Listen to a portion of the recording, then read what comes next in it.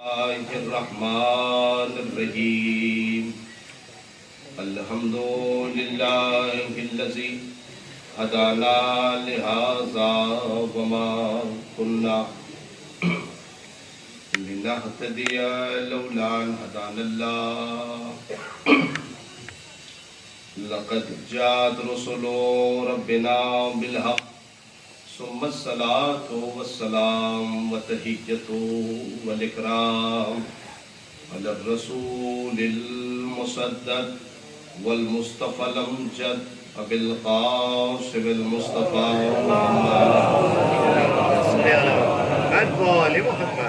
وأهل بيته الطيبين الطاهرين المعصومين المظلومين ولعنة الدائمة الباقية ولا دائهم وقتلتهم ومنكر فضائلهم أجمعين. أما بعد قال الله تعالى في كتابه الكريم وهو أصدق القائلين وقوله الحق. بسم الله الرحمن الرحيم. قل ان الفضل بید اللہ یؤتیہ من یشاء واللہ واسع علیم.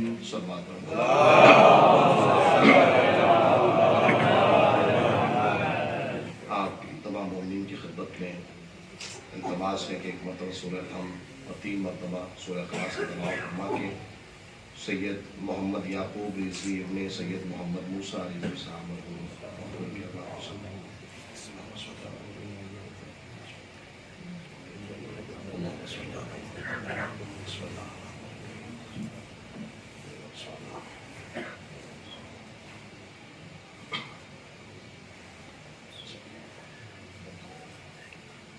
بسم اللہ الرحمن الرحیم.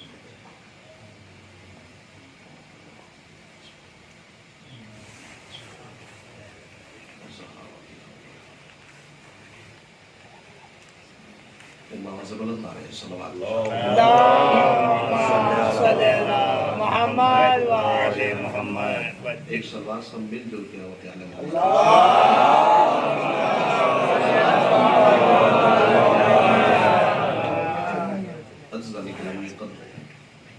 محترم سامعین کرام، علماء، شورا اور دیگر تمام بزرگان،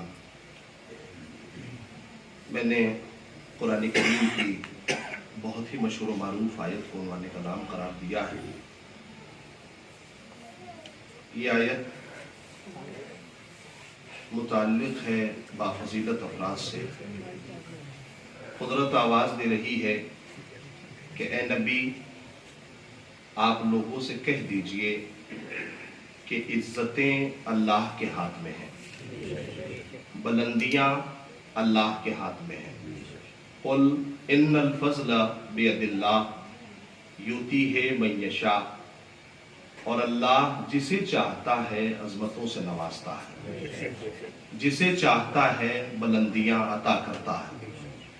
عظمتیں دینے کے لیے نہ تو کوئی بڑا ہوتا ہے اور نہ ہی چھوٹا ہوتا ہے. پروردگار جسے عزتیں دیتا ہے وہ ہمیشہ کے لیے عزت دار ہو جاتا ہے، اور جسے ذلیل کر دے وہ ہمیشہ کے لیے ذلیل ہو کے رہ جاتا ہے. نہیں، میں ایک جملہ اس میں اور اضافہ کرنا چاہتا ہوں، اور اپنی طرف سے نہیں بلکہ قرآن و حدیث کی روشنی میں، کہ اگر خدا کسی کو عزت دے اور پوری کائنات بھی مل کے اسے ذلیل کرنا چاہے تو نہیں کر سکتے. ایک جملے پہ توجہ کیجئے گا. دیکھیے، جو مجلس کا عنوان ہے وہ میں آپ کی خدمت میں پہنچانا چاہتا ہوں. اگر خدا کسی کو عزت دے اور پوری کائنات بھی مل کے اسے ذلیل کرنا چاہے تو نہیں کر سکتی. اسی کو پلٹ لیجئے، اور اگر خدا کسی کو ذلیل کرے اور پوری کائنات بھی مل کے اگر اسے عزت دینا چاہے تو وہ عزت دار نہیں ہو سکتا، چونکہ عزت اور ذلت کا مرکز ہے خدا. عزت اور ذلت ہے اس کے ہاتھ میں. اور یہ معلوم ہے کہ کوئی انسان بافضیلت ہو ہی نہیں سکتا جب تک کہ دو چیزیں اس کی زندگی میں نہ پائی جاتی ہوں. میں تھوڑا سا آیت اور حدیث سے تھوڑا سا استدلال کرتے ہوئے انشاءاللہ آپ کی خدمت کروں گا کم وقت میں. ایک سلوات پڑھ لیں محمد صلی اللہ. زندگی اچھی کیسے بنتی ہے؟ تو امام حسین علیہ السلام نے ارشاد فرمایا، مولا نے فرمایا کہ ان الحیات عقیدۃ و جہاد.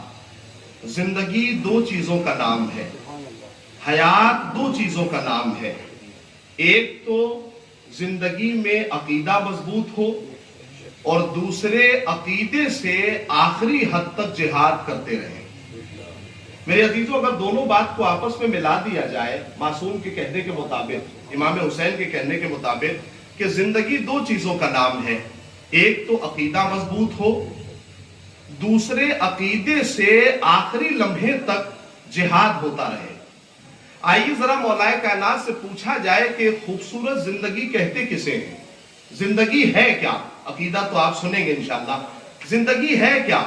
تو مولا نے نہج البلاغہ میں کلمات قصار میں ارشاد فرمایا، مولا نے ارشاد فرمایا کہ ان خالط الناس مخالطتا ان متتم ماہا بکو علیکم و ان عشتم حنو علیکم.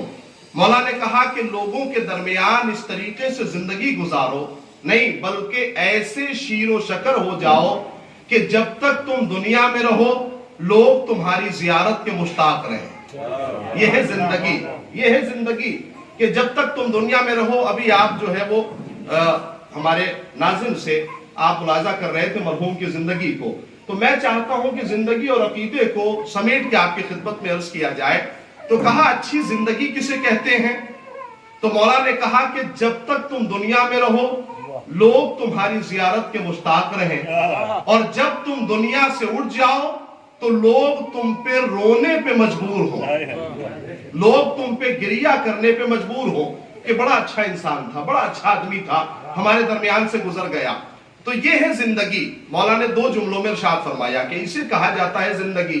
یہ ہے خوبصورت سی زندگی. اب عقیدہ کسے کہا جاتا ہے؟ دیکھیں یہ بات آپ سب کو پتا ہے کہ جس کا عقیدہ اچھا نہیں وہ جنت کی خوشبو بھی نہیں سونگھ سکتا. یہ تو آپ نے سنا ہے نا، اور یہ حدیثوں میں لکھا ہوا ہے، جس کا عقیدہ اچھا نہیں ہے وہ جنت کی خوشبو بھی سونگھ نہیں سکتا.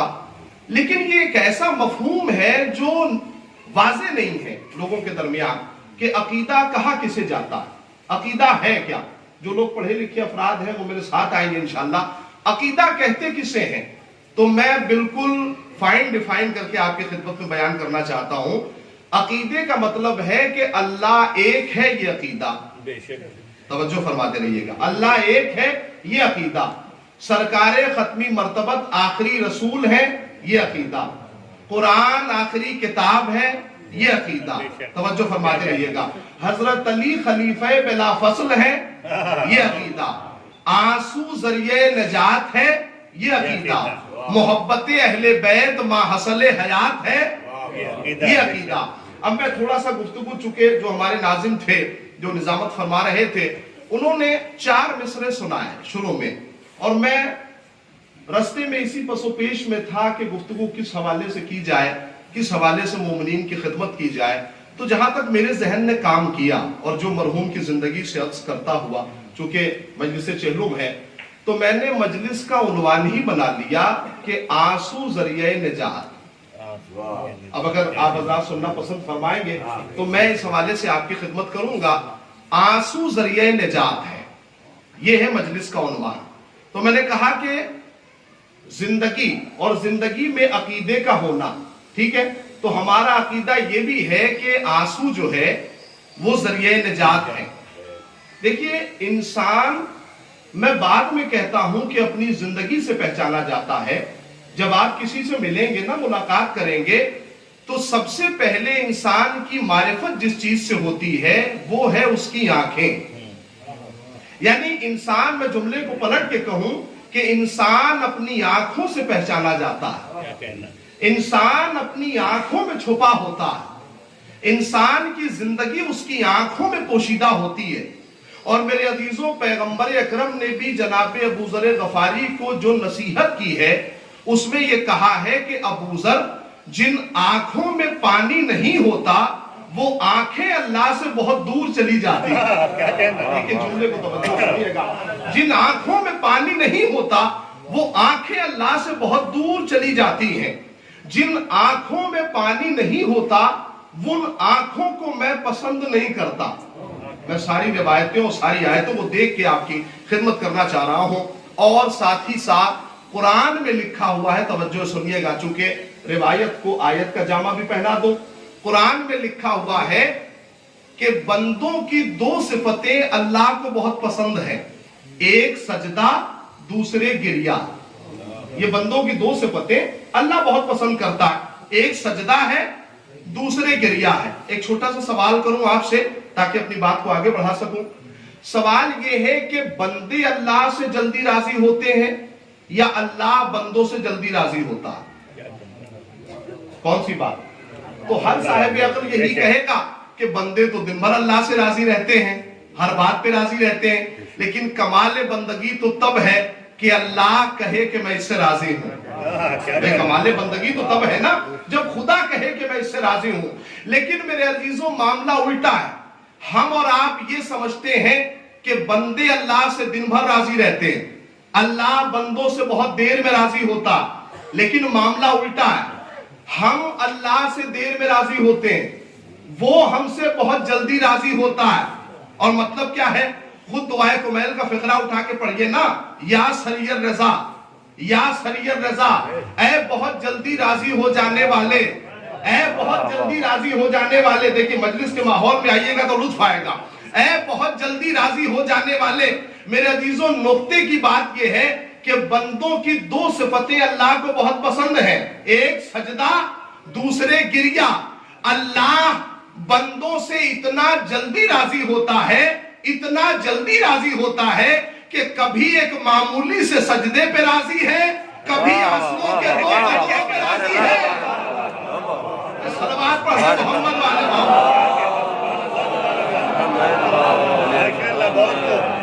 تھوڑی بہت توجہ اور آپ کی ہوتی رہے تو میں انشاءاللہ منزل کمال تک لے کے جاؤں گا آپ کو. تو بندوں کی دو صفتیں اللہ کو بہت پسند ہیں, ایک سجدہ دوسرے گریہ, دوسرے اس کا رونا.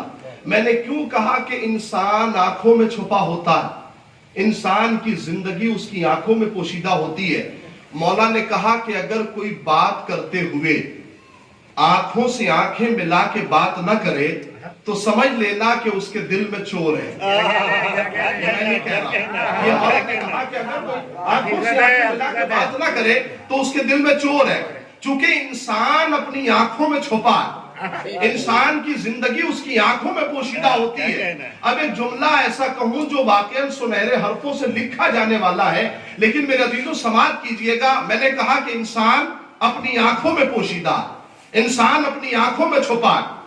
دیکھیے رونے سے ثواب ملتا, سمجھ کے سنیے گا, رونے سے ثواب ملتا ہے, لیکن سمجھ کے رونے پر جنت ملتی ہے.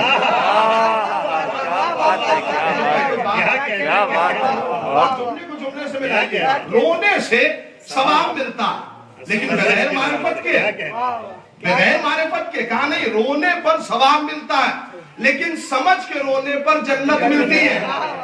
اب اس جملے کو پلٹ لیجئے اور جو بعد والا مجمع ہے وہ بھی میرے ساتھ آ جائے. سمجھ کے رونے پر جنت ملتی ہے. میں بات پلٹ دوں تاکہ اور لطف آئے آپ کو. رونے پر جنت ملتی ہے.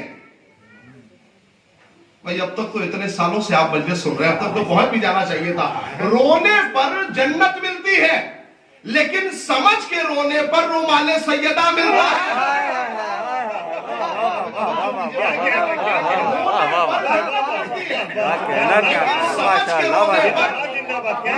سیدہ ملتا ہے. اب ایک جملہ اور کہوں جو واقعاً زندگی بھر یاد رہنے والا ہونا چاہیے. رونے سے لوگ رضی اللہ ہوتے ہیں, چاہے جہاں رونے سے مطلب نہیں ہے, رضی اللہ ہوتے ہیں لیکن سمجھ کے رونے پر علیہ السلام محمد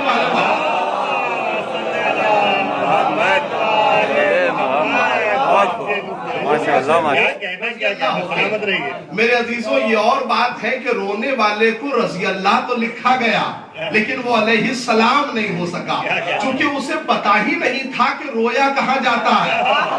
ایک صلوات پڑھتے محمد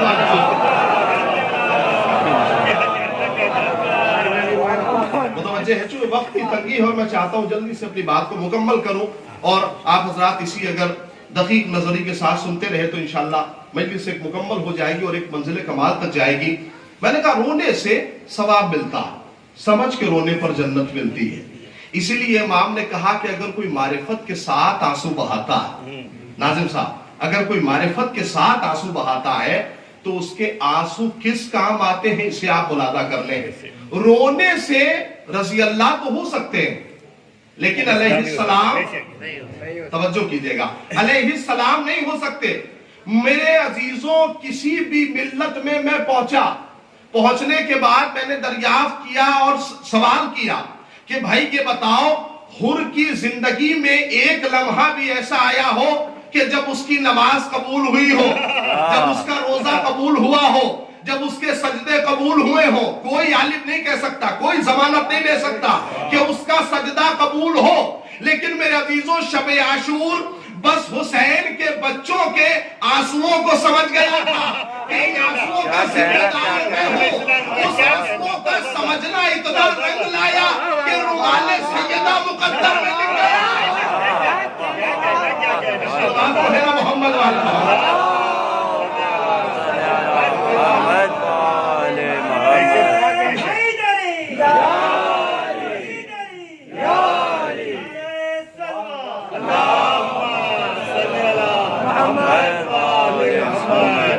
آنسوؤں کو سمجھ گیا, آنسوؤں کی گہرائی تک اتر گیا تھا اور اسے معلوم تھا. اس لیے آپ نے دیکھا ہوگا ہمارے سماج میں کبھی ایسا نہیں ہوتا کہ ہنستے ہوئے آدمی سے کوئی پوچھے کہ کیوں ہنس رہے ہو. دیکھیں شورا کے لیے بھی موضوع ہے اگر وہ اس جو ہے وہ رخ پہ جانا چاہیں, لیکن روتے ہوئے آدمی سے چاہے 2 ہی لمحے کے لیے لوگ رک کے پوچھتے ہیں کہ کیوں رو رہے ہو, کیوں رو رہے ہو. کیوں؟ اس لیے کہ ہمیں معلوم ہے کہ رونے میں حیات پوشیدہ ہے. جو سمجھ گئے انہیں میرا سلام ہے. رونے میں حیات پوشیدہ ہے. میرے عزیزوں ہم کیا کرتے, ساری دنیا اپنے تیوہار کا آغاز کرتی ہے خوشی سے, لیکن ہم اپنے تیوہار کا آغاز کرتے ہیں رو کے. ہم اپنے تیوہار کا آغاز کرتے ہیں, بھائی سال کا آغاز محرم سے ہی تو ہوتا ہے, ہم اپنے تیوہار کا آغاز کرتے ہیں رو کے. میرے عزیزوں کیوں؟ اس لیے کہ رونے میں حیات پوشیدہ ہے. بھائی ایک بچہ اگر ہنستا ہوا پیدا ہو جائے تو گھر والے دیکھ کے رونے لگیں گے. پتا چلا کہ رونے میں زندگی پوشیدہ ہے, رونے میں حیات پوشیدہ ہے. یہی وجہ ہے کہ ہم سال کا آغاز رو کے اس وجہ سے کرتے ہیں کہ ہم پوری دنیا کو بتانا چاہتے ہیں کہ یہ اکیلی وہ قوم ہے جو زندہ ہے.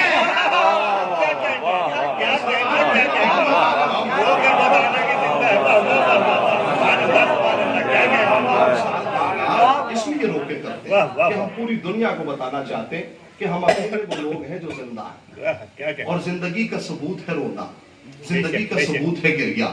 لیکن میں تاریخ کے پڑھے ہوئے لوگوں سے تھوڑی سی توجہ اور چاہ رہا ہوں تاکہ اپنی بات کو مکمل کر سکوں کہ ہمارے رونے کو اور ہمارے گریے کو اس وقت تک تاریخ نہ ملتی جب تک ہم نبی کا رونا تاریخ میں ثابت نہ کر دیں. توجہ کیجئے میں کیا کہہ رہا ہوں. جب تک ہم نبی کا رونا, نبی کے آنسو تاریخ سے نہ دکھا دیں تب تک ہمارے آنسوؤں کو تاریخ نہیں مل سکتی.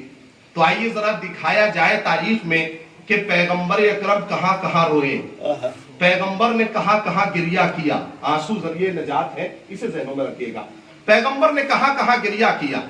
سب سے پہلے نبی جناب حمزہ سے پہلے اپنی والدہ جناب آمنہ کی وفات پر مسلسل روئے. دونوں تاریخوں میں اہل سنت کے یہاں بھی اور ہمارے یہاں بھی موجود ہے, دونوں تاریخ میں لکھا ہوا ہے نبی مسلسل روئے جناب آمنہ کی وفات پر. اور اتنا روتے تھے کہ آنسو آنکھوں میں نہیں رکتے تھے بلکہ چہرے تک آتے تھے, یہ روایتوں میں لکھا ہوا ہے. اور جناب حمزہ کی شہادت پر نبی مسلسل روئے. صرف جناب حمزہ کی شہادت پر نہیں, जनाब जाफर इब्ने अबी तालिब की शहादत पर नबी मुसलसल रोए। जनाब इब्राहिम जो नबी के बेटे थे और नबी की जिंदगी में इस दुनिया से चले गए, उनकी वफात पर नबी मुसलसल रोए। सहाबियों ने आके नबी को घेरा और कहने लगे, या नबी अल्लाह अंत व तबकी, आप और रो रहे हैं, आप और गिरिया कर रहे हैं। शायद वो कुछ और पूछना चाह रहे होंगे सहाबा। कहने लगे, या नबी अल्लाह आप और रो रहे हैं, आप और गिरिया कर रहे हैं। तो नबी ने अजीब जुमला कहा जो तारीख ने अपने दामन में महफूज कर लिया। नबी ने कहा कि जब दिल पे ठेस लगती है तो आंखों से आंसू गिरते हैं। जब दिल रंजीदा होता है तो आंखों से आंसू गिरते हैं। मेरे अजीजों, एक समाज की बात कर दूं, कितने ऐसे अफराद हैं पूरे मजमे में जो बाएं हाथ से मातम करते हैं। भाई अक्सर अफराद दाहिने हाथ से मातम करते हैं। ये दाहिना हाथ लगता कहां पे है जाके? कहा दिल के ऊपर। कहा दुनिया आप तो समझ ले कि हुसैन का राबिता डायरेक्ट दिल से है। क्या बात है, क्या हुसैन का राबिता बाहर से नहीं है। मैंने समाज वाली बात इसलिए आपकी खिदमत पे कही कि अब जो जुमले हैं वो तारीख, कुरान और समाज को मिला के हैं। एक नारे सलवात और पढ़े।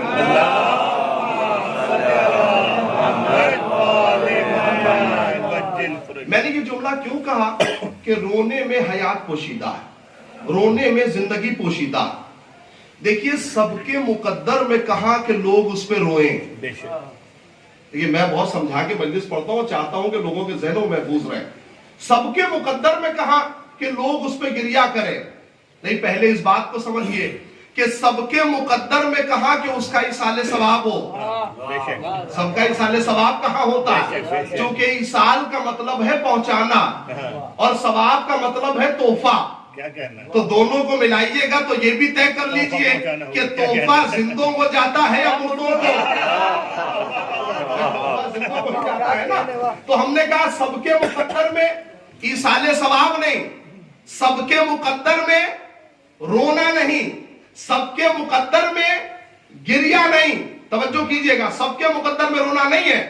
सूरह दहर की आखिरी आयत में लिखा हुआ है कि जब फिरौन डूबने लगा, डूब गया, तो परवरदिगार आलम ने आयत नाजिल फरमाई और कहा कि मां बकत अलैहिमुस समाअ वल अर्द। कहा कि इतना खबीस आदमी था जो जिंदगी से जा रहा है, इतना जलील आदमी था कि ना तो उस पे जमीन रोई ना आसमान रोया। तो मैंने कुरान आपकी खिदमत में पढ़ा, कहा कि इतना खबीस आदमी था कि ना तो जमीन रोई ना आसमान रोया। तो पता चला इस आयत से अर्ज ये हुआ कि रोया उस पे जाता है जिसकी जिंदगी शरीफ हो। ये कुरान कह रहा है, रोया उस पे जाता है जिसकी जिंदगी शरीफ हो। नहीं बल्कि जुमला पलट के कहूं कि रोया उस पे जाता है जिसकी वजह से लोग इत्मीनान में हो, जिसकी वजह से लोग सुकून में हो। उस पे नहीं रोया जाता जो लोगों का इत्मीनान छीने। क्या कहना? भाई आज यही वजह है, ये जो इसाले सवाब है ये इस वजह से है कि मिलना जुलना मरहूम का अच्छा था, जिंदगी बेहतर थी, लिहाजा आप समझे।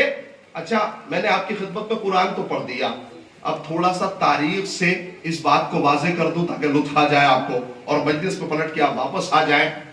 कुरान कह रहा है कि हर किसी पे रोया नहीं जाता, रोया उस पे जाता है जिसकी जिंदगी शरीफ हो, जो शरीफाना जिंदगी गुजार रहा हो। जब अम्र इब्ने अब्दवत की बहन अपने भाई के जनाजे पे आई तो आके कहने लगी कि मेरे भाई, मैं तुझ पे बहुत रोती, तेरा बहुत मातम करती, तुझ पे बहुत आंसू बहाती, लेकिन मैं क्या करूं, तेरा जो कातिल है वो शरीफ है। कहने लगे तेरा जो कातिल है वो शरीफ है, तेरा जो कातिल है। एक जुमला और कहा उसने, कहा कि तेरा जो कातिल है वो बैजतुल बलद है। आप जरा तारीख उठा के पढ़िए, बैजतुल बलद के माने को पढ़िए। बैजतुल बलद कहते हैं अंडे की सफेदी को। भाई अंडा कवर में होता है ना, उसी में जर्दी भी है, उसी में सफेदी भी है, लेकिन सफेद इतना सफेद है कि जर्दी असरअंदाज नहीं होती। क्या सुन रहे हैं आप? तवज्जो है। सफेद इतना सफेद है कि जर्दी असरअंदाज नहीं होती। अम्र इब्ने अब्दवत की बहन ने अपने भाई के जनाजे पे ये तारीख दे दी, کہا کہ میرے بھائی اگر تیرا قاتل ظالم ہوتا تو میں تجھ پہ روتی، چونکہ تیرا قاتل شریف ہے تو ایک جملہ ہم نے اور عکس کر لیا کہ اگر زندگی شریف ہو تو صلوات پڑھی جاتی ہے، زندگی خبیث ہو تو لعنت بھیجی جاتی ہے۔ صلوات پڑھے نا محمد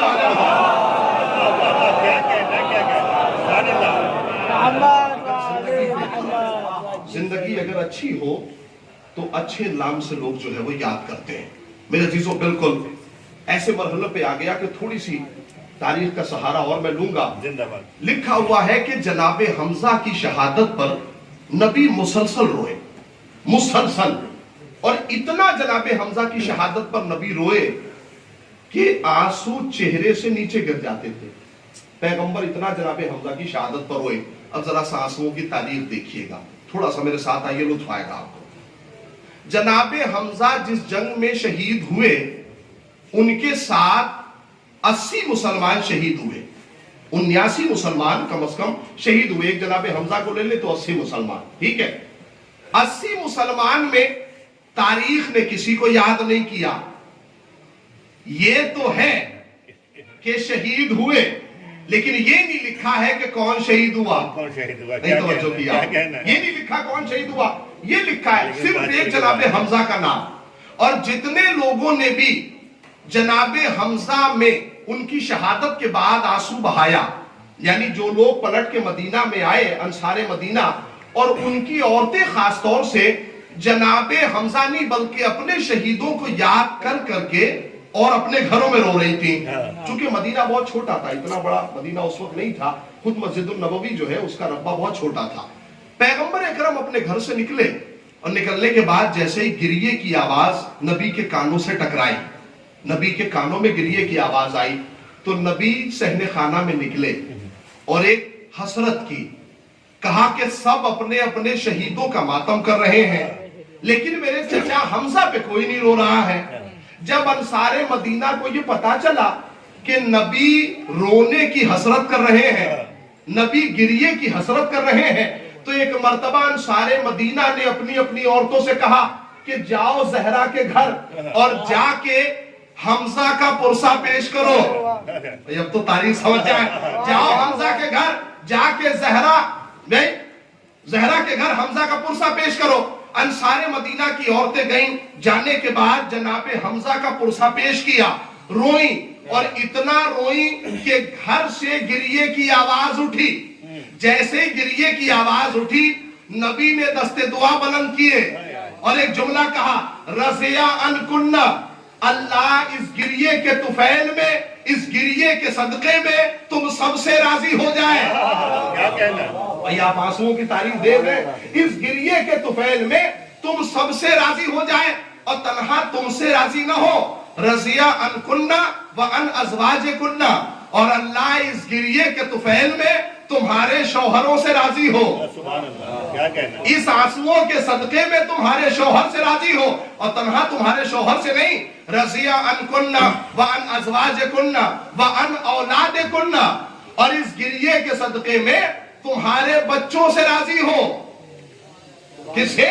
بچوں سے راضی ہو، تنہا بچوں سے نہیں، رضیا ان کنہ وان ازواج کنہ وان اولاد کنہ وان اولاد اولاد کنہ، تمہارے بچوں کے بچوں سے راضی ہو۔ بھئی آپ نے سلسلہ نہیں سنا، ایک آنسو ہے جس نے ہمیں بخشوایا، ہمارے گھر بھر کو بخشوایا، نہیں توجہ کر رہے آپ، ہمارے گھر بھر کو بخشوایا۔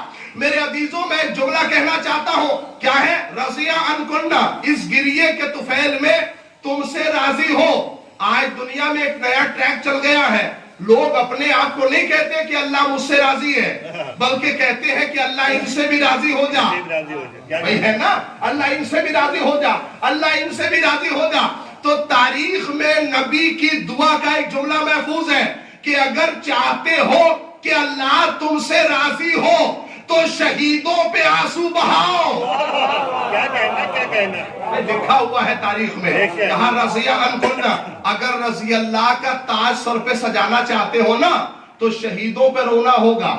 شہیدوں پہ آنسو بہانا ہوگا. اور صرف اتنا کہا ہوتا تو میں پڑھ کے تمام کر دیتا. 2 جملے اور بچ گئے ہیں. رضی عنکن، اللہ تم سے راضی ہو، تمہارے شوہروں سے راضی ہو، تمہارے بچوں سے راضی ہو، تمہارے بچوں کے بچوں سے راضی ہو جائیں. ایک آنسو ہے، ایک آنسو ہے. میں کہوں گا اے میرے خدا، یہ آنسو ہے یا تطہیر ہے کہ خود بھی پاک ہے اور نسلوں کو بھی پاک کر رہی ہے؟ اس کا مطلب ہے کہ آنسو صرف آنکھوں کی طہارت نہیں کرتے، نسلوں کی طہارت کرتے ہیں. صلوات پڑھنے میں تم کیا مجھے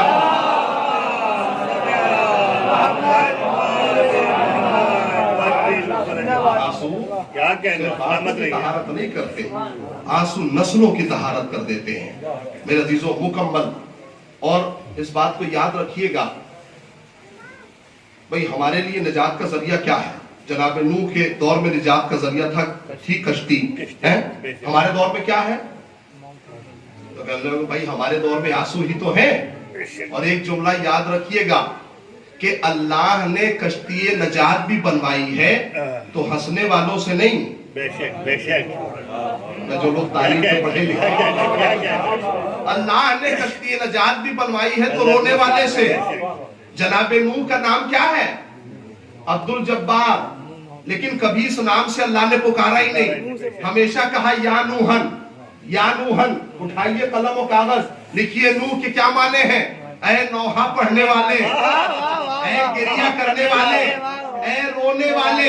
میرے عزیزوں میں اللہ سے کہنا چاہتا ہوں اے میرے خدا، یہ ہنسنے والے بھی تو بہت سے موجود تھے، ان سے کشتی نجات بنوا لیتا. کہا نہیں، میں رونے والے سے کشتی نجات بنوا کے یہی دیکھنا چاہتا ہوں کہ رونے والوں کے ساتھ کون ہے اور رونے والوں کے خلاف کون ہے.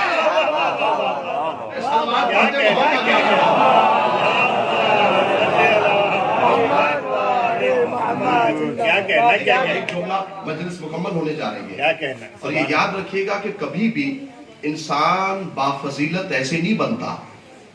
انسان، مجلس کا اول رخ یاد رکھیے گا، بافضیلت ہونے کے لیے انسان کو اپنے عقیدے کو مضبوط رکھنا ضروری ہے، اپنے عقیدے کی حفاظت ضروری ہے. اور جن کا عقیدہ مضبوط ہوتا ہے نا، وہ ظالم کے دربار میں بھی حق کہنے سے پیچھے نہیں ہٹتے. جن کا عقیدہ مضبوط ہوتا ہے. یہ سارا معاملہ آپ کے ذہنوں میں ہے. میں بس ایک جملے میں بات کہوں گا، جن کا عقیدہ محکم ہے وہ ظالم کے دربار میں بھی پیچھے نہیں ہٹتے حق کہنے سے. امیر شام کا دربار تھا، امام حسن کھڑے ہو گئے اور ایک جملہ کہا کہ تو جانتا ہے کہ تو بہتر ہے یا ہم؟ تو جانتا ہے کہ تو کون ہے اور ہم کون ہیں؟ تو امیر شام نے کہا کہ آپ ہی بتا دیجئے کہ آپ کون ہیں اور ہم کون ہیں. تو امام نے ایک آیت پڑھی، الخبیثات للخبیثین، خبیث کا ساتھی خبیث ہوتا ہے. میں ایک جملہ قرآن سے پڑھنا چاہتا ہوں، خبیث کا ساتھی خبیث ہوتا ہے. وَالطَّيِّبَاتُ لِلطَّيِّبِينَ، اور طیب کا ساتھی طیب ہوتا ہے. جس کا مزاج جس سے ملتا ہے وہ اس کا ساتھی قرار پاتا ہے، جس کا مزاج جس سے ملتا ہے وہ اس کا دوست ہوتا ہے. توجہ فرما رہے ہیں. امام کھڑے ہو گئے، کہا تو جانتا ہے تو کون ہے اور ہم کون ہیں؟ کہا تیرے یہاں نجاست ہی نجاست ہے، ہمارے یہاں طہارت ہی طہارت ہے. میں نے کہا جب عقیدہ مضبوط ہو تب ایسی باتیں نکلتی ہیں. ہمارے یہاں طہارت ہی طہارت ہے. اس نے پلٹ کے ایک جملہ کہا، 2 منٹ میں بات تمام ہو جائے گی. اس نے کہا کہ حسن میں تم سے اچھا ہوں، میں تم سے بہتر ہوں. تو امام نے کہا کہ تو اور مجھ سے بہتر، تو اور مجھ سے اچھا. کہا ہاں آپ نے دیکھا نہیں، جب حکومت کی بات آئی تو لوگوں نے مجھے ووٹ دیا، مجھے قبول کیا. تو امام نے کہا کہ تجھے 2 قسم کے لوگوں نے ووٹ دیا. ایک وہ ہے جو تیری چاپلوسی کرتے ہیں، جو تیرے آگے پیچھے کرتے ہیں، ان لوگوں نے تجھے یہاں تک بٹھایا ہے. اور جو تیری چاپلوس ہے ان پہ قرآن کی لعنت ہے. جملہ سنیے گا، جو تیرے چاپلوس ہے ان پہ قرآن کی لعنت ہے. دوسرے وہ افراد ہیں جو تجھ سے ڈر کے یہاں تک لے کے آئے ہیں، جو تجھ سے ڈر رہے ہیں ان پہ اللہ کی لعنت. تو تیرے پاس 2 قسم کے لوگ ہیں، تیرے چاپلوس اور تجھ سے ڈر رہے ہیں، لہذا تجھے یہاں تک لے کے آئے ہیں۔ تو نے تو یہ کہہ دیا کہ میں تجھ سے اچھا ہوں، لیکن میں کبھی نہیں کہوں گا کہ میں تجھ سے بہتر ہوں۔ جو صاحبان ادب ہے وہ تو سمجھ جائیں گے۔ کہا تو نے کہہ دیا نا کہ میں تجھ سے اچھا ہوں، لیکن میں کبھی نہیں کہوں گا کہ میں تجھ سے بہتر ہوں، اس لیے کہ اچھا وہاں بولا جاتا ہے جہاں سامنے والے میں کچھ ہو۔ بھائی بہتر وہاں بولا جاتا ہے جہاں سامنے والے کے اندر کوئی کوالٹی ہو۔ اگر میں نے کہہ دیا میں تجھ سے اچھا ہوں، اس کا مطلب ہے کہ تیرے اندر کچھ ہے، تیرے اندر کچھ ہے۔ تو نے تو کہہ دیا کہ میں تجھ سے بہتر ہوں، لیکن میں کبھی نہیں کہوں گا کہ میں تجھ سے اچھا ہوں۔ میرے عزیزوں، بعض وہ قافیے ہیں جو ہم لگاتے ہیں، لیکن آج میں ایک قافیہ امام کا سنانا چاہتا ہوں۔ امام حسن کا ایک قافیہ سنیے، مجلس تمام۔ امام نے کہا تو نے تو کہہ دیا کہ میں تجھ سے بہتر ہوں، لیکن میں کبھی نہیں کہوں گا کہ میں تجھ سے اچھا ہوں، میں تجھ سے بہتر ہوں، اس لیے کہ اگر کہہ دیا کہ تجھ سے اچھا ہوں تو تیرے اندر بھی کچھ ہوگا، بھائی تبھی تو کہوں گا کہ میں تجھ سے اچھا ہوں۔ امام نے کہا سن، اللہ نے جیسے ہمیں رذائل سے دور رکھا ہے، ویسے ہی تجھے فضائل سے دور رکھا ہے۔ صلوات پڑھ دے محمد علیہ وسلم۔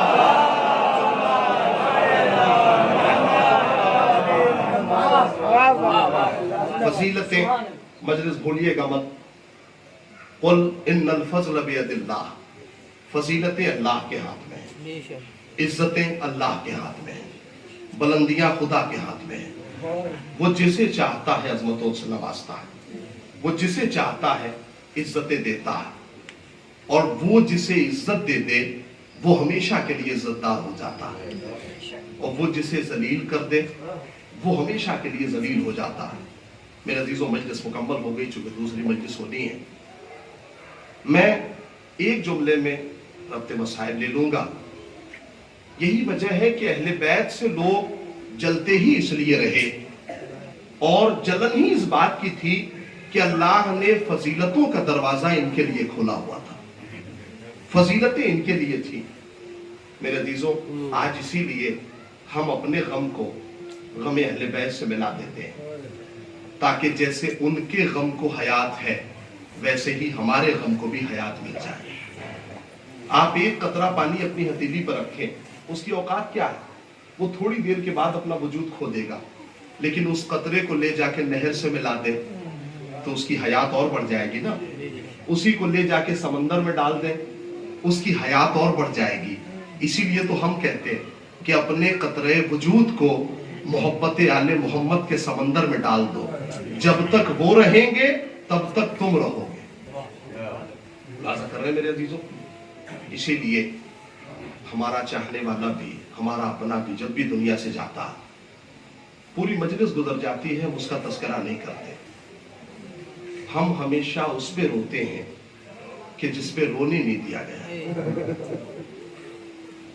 اس کے افراد موجود تھے، دیکھیں پوری مجلس کتنی آپ نے داد دی، کتنا آپ نے سنا، معصومین آپ سے پوچھنے نہیں جائیں گے، لیکن ہاں میرے عزیزوں، مجلس میں آپ نے آنسو بہایا یا نہیں بہایا؟ مجلس میں آپ غم حسین میں روئے یا نہیں روئے؟ ایک آنسو بھی ایسا ہے جو زندگی سنوار دے گا۔ میں ممبر سے بڑے یقین کے ساتھ کہہ رہا ہوں، ایک آنسو بھی ہماری زندگی کا ایسا ہے جو ہماری زندگی سنوار دے گا۔ ہم کیا روئیں گے؟ آپ کے وقت کا امام زیارت ناہیہ میں ایک جملہ کہتا ہے، تڑپ جائیں گے آپ۔ لکھا ہوا ہے کہ میرا سلام ہو حسین کے اس سینے پر جس پہ شمر بیٹھا ہوا تھا اور اپنے ہاتھوں سے حسین کی ریش مبارک کو کھینچ رہا تھا۔ خدا ان آوازوں پر رحمت نازل کرے جو رونے کے لیے آمادہ ہو گئے۔ پروردگار ان آوازوں پر رحمت نازل کرے جو گریے کے لیے آمادہ ہو گئے ہیں۔ عجیب جملہ امام نے زیارت ناہیہ میں کہا، میرا سلام ہو حسین کے اس سینے پر۔ اب ایک جملہ قیامت کا امام نے عجیب کہا میرا سلام ہو کربلا کے اس نونہال پر جسے اس طریقے سے پامال کیا گیا، اس طریقے سے پامال کیا گیا کہ اس کے دائیں طرف کی پسلیاں اس کے بائیں طرف سے باہر آ گئی۔ عجیب قیامت کا جملہ ہے۔ امام زمانہ زیارت ناہیہ میں کہہ رہے ہیں کہ میرا سلام ہو حسین کے اس سینے پر۔ میرے عزیزوں، آپ نے 2 جملے روایت کے سن لیے، 2 جملے زیارت ناہیہ کے سن لیے۔ اب ایک جملہ میں خصوصی طور پر گزارش کر رہا ہوں ان افراد سے جو صاحبان اولاد ہیں، خاص طور سے جن کے نصیب میں، جن کے پاس بچیاں ہیں نا، میں ان سے گزارش کر رہا ہوں کہ وہ توجہ سے سنیں۔ اس لیے کہ لوگ کہتے ہیں کہ اگر بیٹی نصیب میں نہیں ہوتی تو گھر سے جنازہ سونا چلا جاتا ہے، کوئی رونے والا نہیں ملتا۔ میرے عزیزوں، امام نے ایک سلام حسین کی ان 4 سالہ بچی کو کہلوایا، کہا میرا سلام ہو کربلا کی اس شہزادی پر کہ کربلا سے لے کے کوفہ اور کوفے سے لے کے شام تک جس کے رخسار کا رنگ بدلتا رہا، کبھی سرخ ہوتا تھا، کبھی نیلا ہو جاتا تھا۔ پروردگار آپ کو کوئی غم نہ دے سوائے غم مظلوم کربلا کے۔ میرے عزیزوں، 2 قطرہ آنسو آپ ذکر مولا میں بہا کے جائیے گا۔ خاص طور سے میرا تجربہ ہے، میں اپنی چھوٹی سی عمر میں تجربے کی بات کہہ رہا ہوں، فرش حسین پہ بہایا ہوا آنسو رائے گا نہیں جاتا۔ اپنی زندگی میں جو بھی مجھ سے بہت سے لوگوں نے دعا کے لیے بھی کہا ہے، میرے عزیزوں میں دعا کراؤں گا 2 جملوں میں، لیکن اتنا کہنا چاہتا ہوں زندگی میں کوئی بھی مشکل ہو، فرش عزا پہ بیٹھ کے حسین سے لو لگانا، انشاءاللہ کبھی دعا رد نہیں ہوگی۔ لوگ یہ سمجھتے ہیں کہ ماں باپ رخصت ہو گئے، رشتہ ختم ہو گیا، ماں باپ چلے گئے، باپ چلا گیا، رشتہ ختم ہو گیا۔ نہیں، زندگی میں اپنے ذہنوں سے یہ جملہ نکال دیجئے۔ میرے عزیزوں، جیسے ماں باپ زندگی میں دعا کر رہے ہوتے ہیں نا اولاد کے لیے، ویسے مرنے کے بعد بھی دعا کرتے ہیں۔ اور مجھے خدا کی قسم سمجھ میں نہیں آتا اگر سیدہ کی وصیت نہ ہوتی، اے ابوالحسن میرے بچوں کا خیال کرنا، اے ابوالحسن مجھے قرآن سے بڑی وصیت ہے، میری قبر پہ قرآن کی تلاوت کرتے رہنا۔ ماں باپ کا رشتہ کبھی ختم نہیں ہوتا۔ میرے عزیزوں، روایت میں لکھا ہوا ہے کہ مولا کائنات قبر سیدہ پہ بیٹھ کے قرآن کی تلاوت کر رہے تھے۔ تلاوت کرتے کرتے ایک مرتبہ آواز آئی، اے علی گھر واپس چلے جائیے، میرے حسین کو پیاس بہت لگی ہے۔ اللہ ان آوازوں پر رحمت نازل کرے۔ مجلس مکمل ہو جاتی میرے عزیزوں، ایک جملہ اور مجلس کا رہ گیا ہے، آپ کیسے سنیں گے آپ جانے، 1 قطرہ 2 قطرہ آنسو بہا لیں گے، مجلس مکمل ہو جائے گی۔ میرے عزیزوں، ماں باپ کا رشتہ نہیں ٹوٹتا۔ کربلا میں ہر شہید نے حسین سے کہا کہ مجھے پیاس لگی ہے، سب نے کہا، جو گھوڑے سے گرا اس نے کہا کہ مجھے پیاس لگی ہے، لیکن خدا کی قسم حسین نے کسی سے نہیں کہا کہ مجھے پیاس لگی ہے۔ حسین نے کسی سے بیان نہیں کیا مجھے پیاس لگی ہے۔ یہ کیسے پتا چلے کہ حسین کتنے پیاسے تھے؟ یہ کیسے پتا چلے حسین کتنے پیاسے تھے؟ میرے عزیزوں، ایک جملہ علی اکبر نے بتایا میرا بابا کتنا پیاسا تھا، ایک جملہ سکینہ نے کہا میرا بابا کتنا پیاسا تھا۔ علی اکبر نے کہا، جب کہا کہ بابا پیاس بہت لگی ہے، کہا بیٹے اپنی زبان میرے منہ میں رکھ دو۔ آپ نے سنا ہے علی اکبر نے جیسے ہی زبان رکھی فوراً کھینچ لی۔ اے بابا، ارے مجھ سے زیادہ تو آپ کے منہ میں کانٹے پڑے ہیں۔ ایک علی اکبر نے بتایا میرا بابا کتنا پیاسا تھا، ایک جملہ سکینہ نے بتایا جب حسین گھوڑے سے گرے نا، اور جب اسپِ باوفا نے دیکھا کہ میرا آقا اب حرکت بھی نہیں کر سکتا، تو اپنے بہار کو حسین کے ہاتھوں میں رکھ دیا۔ دیکھا کہ جب مٹھیاں حسین بند نہیں کر پا رہے ہیں، تو ایک مرتبہ اپنی پیشانی کو خون حسین میں رنگین کیا، اور رنگین کر کے خیمہ گاہ کی طرف پلٹا۔ جیسے ہی پلٹا تھا، حسین کی بچی آگے بڑھی، سکینہ گھوڑے کی گردن سے لپٹ گئی اور ایک جملہ کہا، اسوقیا ابی ام قتلا تشان، اے میرے بابا کے گھوڑے اتنا بتا دے کہ میرے بابا کو پانی ملا تھا یا پیاسا مار ڈالا۔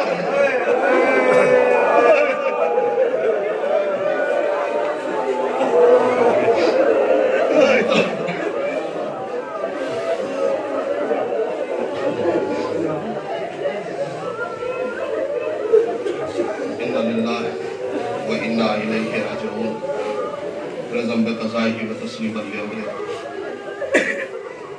پروردگارہ تجھے نعمت تھار کا واسطہ، कि हमारी इस मुख्तसर सी इबादत को कबूल फरमा। मेरे अल्लाह बीमार करबला का वास्ता जितने भी परेशान हाल हैं उनकी परेशानियों को दूर फरमा। परवरदिगार जो मोमिनीन फरशेज़ा पे मौजूद हैं, ए मेरे अल्लाह इन सब की दिली हाजात को पूरा फरमा। मेरे अज़ीज़ों, रिवायतों में मौजूद है कि जब भी इंसान टूटे हुए दिल से फरशेज़ा पे आता है और ख़ास तौर से जब आंखों से आंसू बह रहे हों और अपने हक में दुआ करना चाहे तो कभी दुआ रद्द नहीं होती। मैं एक जुमला मसाइब का पढ़ के और दुआ के लिए बस कहना चाहता हूँ। बहुत से लोगों ने दुआ के लिए कहा है। फरशेज़ा पे बहुत से ऐसे अफराद हैं जो टूटा हुआ दिल लेके मौजूद है। मजलिस मुकम्मल हो गई, बस एक जुमला। इमाम जाफर सादिक के घर में मंसूर दवालिकी ने आग लगा दी। मौला का सारा घर जलने लगा। अपने जलते हुए घर को देखकर इमाम सादिक सत्ते की हालत में गोशे में जाके बैठ गए और ऐसा ही था कि बस इमाम बेहोश हो जाएंगे। इमाम का गुलाम इतना परेशान था, बार बार इमाम की खिदमत में आया और कहने लगा, मौला क्या आप अपने घर की आग नहीं बुझाएंगे? मौला आप आग नहीं बुझाएंगे? मेरे अजीजों, इमाम के मुंह से आवाज नहीं निकल रही थी।